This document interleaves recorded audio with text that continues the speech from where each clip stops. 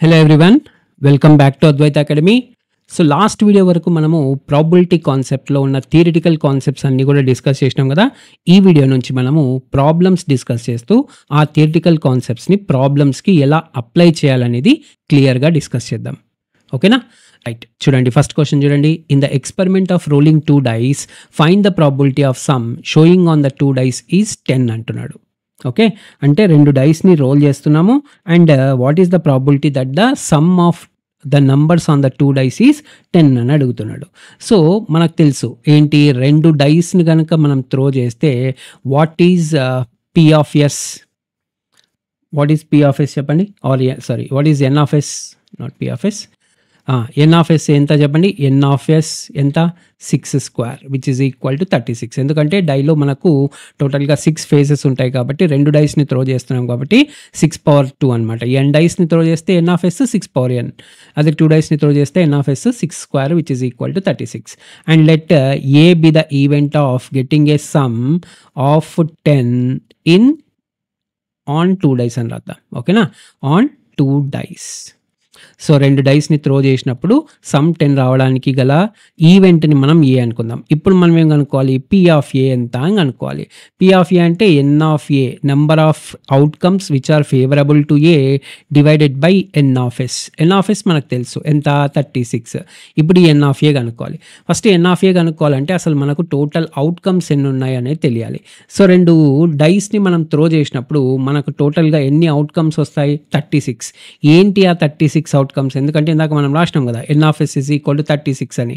ఏంటి ఆ 36 అవుట్కమ్స్ అంటే ఇవి చూడండి, 1, 2 డైస్ మీద 1 పడవచ్చు, 1, 2, 1, 3, 1, 4, అవునా, 1, 5, 1, 6. ఓకే, అలాగే 2, 1, 2, 2, 2, 3, 2, 4, 2, 5 అండ్ 2, 6. అలాగే 3, 1, 3, 2. ఓకే, 3, 1, 3, 2, 3, 3, 3, 4, 3, 5, 3, 6. అలాగే 4, 1, 4, 2, 4, 3, 4, 4, 4, 5 అండ్ 4, 6. అలాగే నెక్స్ట్ 5, 1, 5, 2, 5, 3, 5, 4, 5, 5, 5, 6. అంటే ఫస్ట్ డై మీద 5, సెకండ్ డై మీద 6 అనమాట. అలాగే లాస్ట్ ఇంకా 6, 1 అంటే ఫస్ట్ డై మీద 6, సెకండ్ డై మీద 1, 6, 2, 6, 3, 6, 4, 6, 5, సారీ 6, 5, 6, 6. సో ఇలా ఫస్ట్ డైలో ఉన్న నెంబర్ని కాన్స్టెంట్గా పెట్టి నెక్స్ట్ సెకండ్ డైలో 1 to 6 పెట్టినాం. నెక్స్ట్ సెకండ్ డైలో 2 కాన్స్టెంట్గా పెట్టి 1 to 6, 3 కాన్స్టెంట్ పెట్టి 1 to 6, 4 కాన్స్టెంట్ పెట్టి 1 to 6 అలా. సో ఇవి టోటల్గా 36 కేసెస్. ఇప్పుడు సమ్ 10 రావడానికి గల ఫేవరబుల్ కేసెస్ ఏమేమి ఉన్నాయి చూడండి. ఇదొక ఫేవరబుల్ కేస్, ఎందుకంటే 6 + 4 10. అలాగే 4 + 6 కూడా ఉంటుంది కదా. సో 4 + 6 కూడా మనకు favourable అవుట్కమే.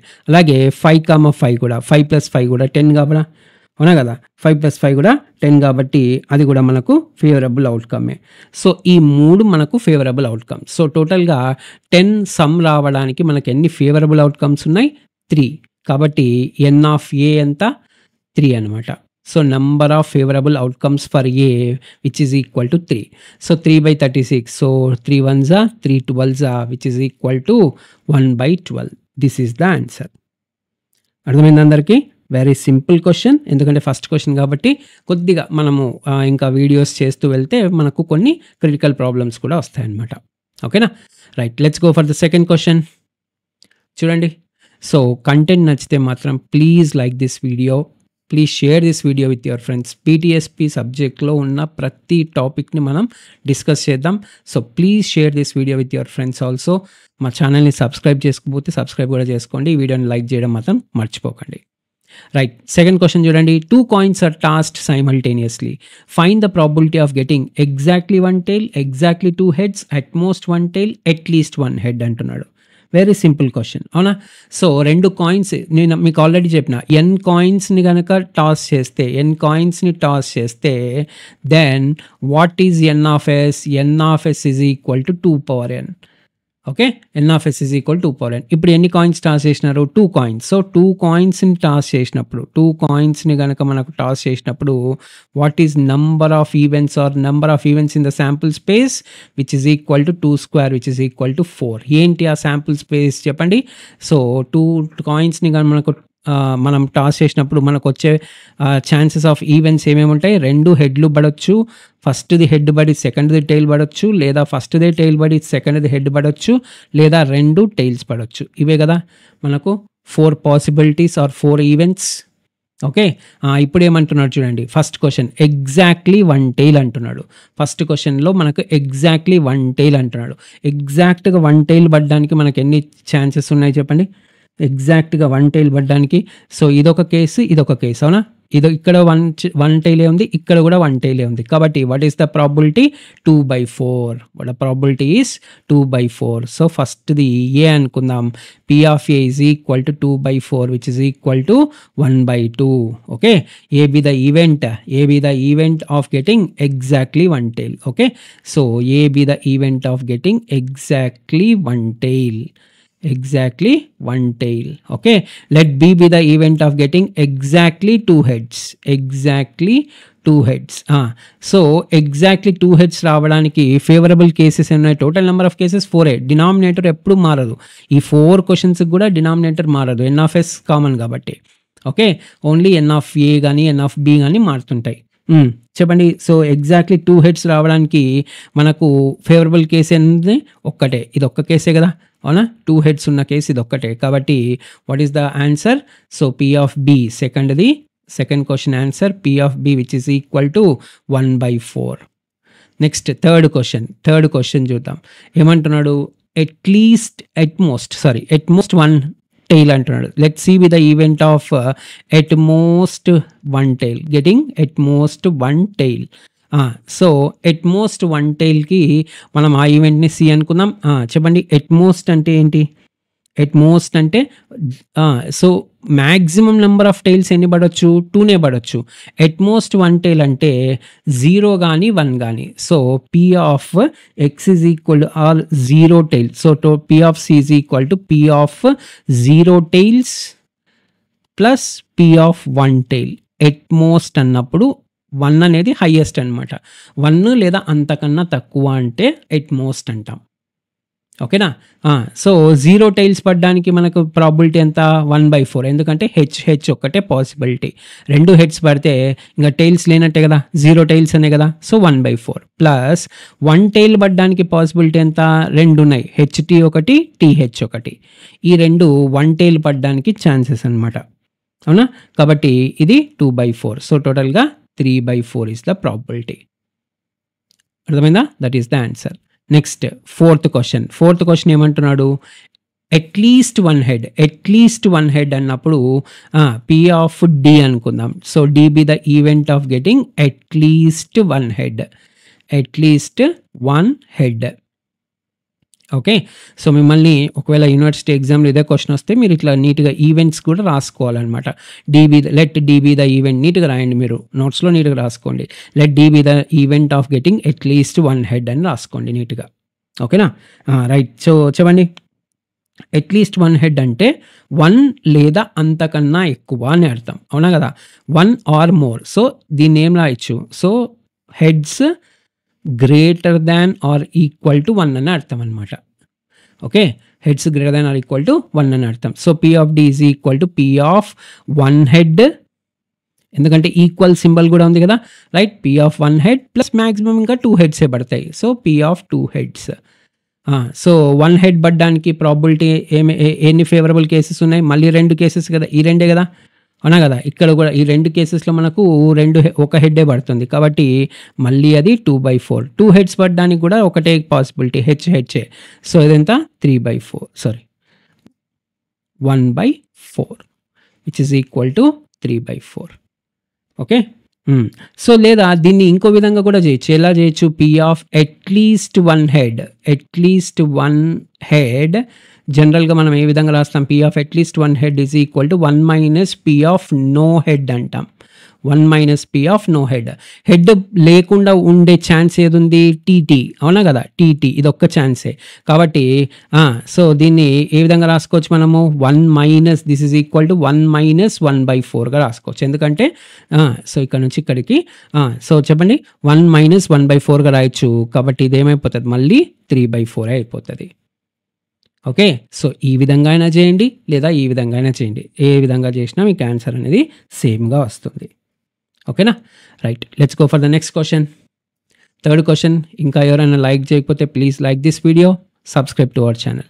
Okay, right. Third question చూడండి. A box contain 16 red plus 12 blue plus 22 green balls అంటున్నాడు. సో ఒక బాక్సులో మనకు ఈ బాల్స్ అన్నీ ఉన్నాయంట. Okay, what is the probability of drawing a ball? ఒక బాల్ని బయటికి తీస్తున్నావు, సో అది రెడ్ బాల్ అవ్వడానికి ప్రాబబిలిటీ ఎంత అని అడుగుతున్నాడు. Okay, so first A be the event, let A be the event of drawing A red ball. Okay, so drawing A red ball. అప్పుడు పీ ఆఫ్ ఏ ఏమైతే చెప్పండి. సో రెడ్ బాల్ తీయడానికి red balls ఎన్ని ఉన్నాయి? ఈ 16లో ఏదో ఒక బాల్ తీయచ్చు కదా. కాబట్టి 16C1 అన్నా కూడా 16ఏ. Okay, selecting 1 red ball among the 16 balls. So selection అన్నప్పుడు అంతా కూడా కాంబినేషన్. సో 16C1 అనమాట. 16C1 అంటే 16 divided by total number of balls ఎన్ని ఉన్నాయి? సో ఎన్ ఆఫ్ ఎస్ అంటే టోటల్ నెంబర్ ఆఫ్ బాల్స్ కదా. 16 + 12 అంటే 28, 28 + 22 అంటే 50, అవునా? సో 16/50 అనమాట. ఓకే, ఒక బాల్ తీయడానికి కూడా ఒక బాల్ తీయడానికి కూడా what is N of S అంటే 50C1. 50 బాల్స్లోంచి ఒక బాల్ సెలెక్ట్ చేసుకుంటున్నాం అని అర్థం అనమాట. Okay, right. So that is the answer. So 16/50 అంటే 2 4 4s 4తో పోదు కదా, 2 8s 2 25s, right. 8/25 is the answer. ఓకేనా? Right. Next B, second question చూద్దాం. సో సెకండ్ క్వశ్చన్ ఏమంటున్నాడు? Drawing either red or blue అంటున్నాడు. So B the event of drawing either red or blue ball. So మీకు terminology బాగా తెలియాలి. Either are అంటే అర్థం ఏంటి? యూనియన్ అని అర్థం. ఓకే, గుర్తుపెట్టుకోండి. ఎయిదర్ ఆర్ అన్నారంటే అర్థం ఏంటంటే యూనియన్ అని. అంటే ఇప్పుడు మనల్ని రెడ్ లేదా బ్లూ బాల్కి యూనియన్ అడుగుతున్నాడు. ఓకే, ఒక పని చేద్దాం. A be the event of drawing blue ball అనుకుందాం. ఓన్లీ బ్లూ బాల్ అనుకుందాం. ఆల్రెడీ ఏ అనేది రెడ్ బాల్కి అనుకున్నాం కదా. A be the event of drawing red ball అన్నాం కదా. B the event of drawing blue ball అందాం. ఓకేనా? ఎయిదర్ తీసేస్తున్నా, బ్లూ బాల్ అందాం. డ్రాయింగ్ బ్లూ బాల్ అందాం. ఎందుకంటే ఇక్కడ ఎయిదర్ ఆల్ అని అడిగినాడు కాబట్టి ఇప్పుడు ఈ రెండిటికి ఎయిదర్ ఆల్ అని అడుగుతున్నాడు. అంటే మనల్ని ఏమడుగుతున్నాడు? P of A union B ఎంత అని అడుగుతున్నాడు. సో ఎడిషన్ థీరం మనకు తెలుసు కదా. ఎడిషన్ థీరం ఆఫ్ ప్రాబిలిటీ నుంచి what is P of A union B, which is equal to P of A plus P of B minus P of A intersection B.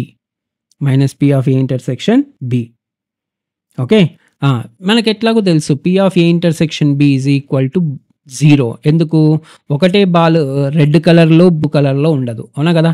ఒకటే ball మనకు red colour, both red and బ్లూగా ఉండే ball అనేదే లేదు, అవునా కదా. Which is both red and blue అనేది ఉండదు. కాబట్టి P of A intersection B is equal to 0.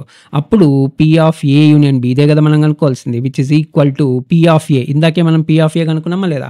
P of ఏ ఎంత వచ్చింది? 8/25 లేదా 16/50 రాద్దాం. First 16/50 plus P of B అంటే ఏంది? B is the event of drawing blue ball కదా. సో బ్లూ బాల్ డ్రా చేయడానికి ఎంత ప్రాబిలిటీ? సో టోటల్గా ఎన్ని బ్లూ బాల్స్ ఉన్నాయి? 12. కాబట్టి 12/50 అనమాట. ఓకే, సో ఇదేమవుతుంది? 28/50. ఓకేనా. So 2 14s 2 25s which is equal to 14/25. This is the answer. ఓకేనా. నెక్స్ట్ థర్డ్ క్వశ్చన్ చూద్దాం. థర్డ్ క్వశ్చన్ ఏమంటున్నాడు చూడండి. నాట్ గ్రీన్ అంటున్నాడు. Not green. సో అసలు గ్రీన్ బాల్ కాంది ఏంది అంటున్నాడు. So let C be the event okay. మనం ఏమనుకుందామంటే C be the event of drawing green ball అనుకుందాం. Drawing green ball. సో మనల్ని ఏమడుగుతున్నాడు? Drawing not a green ball అంటున్నాడు. సో పి ఆఫ్ అంటే మనల్ని ఏమడుగుతున్నాడు? పి ఆఫ్ సి బార్ అడుగుతున్నాడు అనమాట. Okay. P of C bar. So green ball draw చేయడానికి సి అయితే గ్రీన్ బాల్ డ్రా చేయకపోవడానికి సి బార్ అంటాం. అవునా కదా? So complementary event. So 1 minus P of C రాయొచ్చు. 1 మైనస్ పి ఆఫ్ సి రాయొచ్చు. అర్థమవుతుందా? 1 minus P of C. Okay. So 1 minus P of C అంటే ఎంత? Drawing green ball. Green ball draw చేయడానికి ఎంత? 22. అవునా కదా? 22/50. సో 1 మైనస్ 22/50 అంటే P of C is equal to 28/50. 28/50 అంటే మళ్ళీ 14/25. 14/25. లేదా దీన్ని ఈ విధంగా కూడా చూసుకోవచ్చు మీరు. గ్రీన్ బాల్ డ్రా చేయకూడదు అంటున్నాడు. గ్రీన్ బాల్ డ్రా చేయకపోతే ఎయిదర్ బ్లూ బాల్ అన్నా డ్రా చేయాలి, లేదా బాగా వినండి, ఎయిదర్ బ్లూ బాల్ అన్న డ్రా చేయాలి, లేదా రెడ్ బాల్ అన్న. ఎయిదర్ ఆర్ అనేది ఇందాక కేసు, సెకండ్ కేసు అదే కదా ఆన్సర్. చూడండి, ఎయిదర్ ఆర్ కేసు 14/25 కదా. సో అదే మనకి ఆన్సర్ కూడా ఇక్కడ కూడా వస్తుంది అనమాట. సో గ్రీన్ డ్రా చేయకూడదు అంటే ఖచ్చితంగా బ్లూలో కానీ లేదా రెడ్లో కానీ, either blue or red. Either blue or రెడ్కి ప్రాబిలిటీ ఇందాకే కనుక్కున్నాం 14/25. సో నాట్ డ్రాయింగ్ గ్రీన్ బాల్కి కూడా ఇంకా అదే ప్రాబిలిటీ అయిపోతుంది అనమాట. ఓకేనా? సో ఇది టోటల్గా మనం ఈ వీడియోలో డిస్కస్ చేసిన 3 క్వశ్చన్స్. మీకు క్లియర్గా అర్థమైంది అనుకుంటున్నాను. So please, if you like the content of the video, please like this video, share this video with your friends, and don't forget to subscribe to our channel. Okay? Right. That's all for this video. We'll meet in the next video. Jai Hind.